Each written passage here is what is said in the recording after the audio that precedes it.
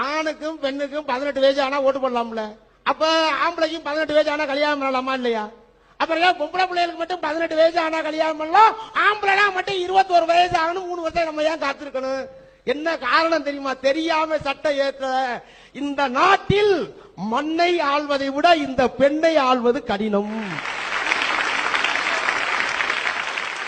நானும் கிராமத்தில் இருக்கிறாளுங்க, 3 கிழவி ஒண்ணு சேர்ந்து வீட்டு வாசல்லையோ திண்ணையிலையோ வேப்ப மரத்தாலேயோ புளிய மரத்தாலேயோ உட்கார்ந்துகிட்டு இப்படி தாவாங்கோட்டையில கைய வச்சு குஜு குஜுன்னு பேசுறாளுங்கன்னா மதுரையில ஒரு குடும்பம் அழிய போகுதுன்னு அர்த்தம்.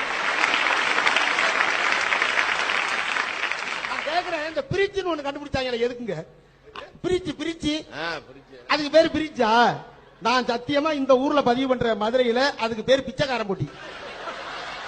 முன்னாடி எல்லாம் பிச்சைக்காரன் வருவான், மிச்சம் இருக்கிறதெல்லாம் அள்ளி பிச்சைக்காரன் கொடுத்துடுறது. இப்ப பிச்சைக்காரன் எவனும் வர்றது இல்ல. மிச்சம் இருந்ததை பூரா பிரிச்சுக்குள்ள வச்சிருந்து அடுத்த நாள் எடுத்து புரிஜனுக்கு கொடுக்கறது. அதுக்கு பேர் பிச்சைக்காரன் போட்டி தானே. 35,000 ரூபாய் கொடுத்து பிரிச்சு வாங்குறமே, அதுக்குள்ள என்ன இருக்கு?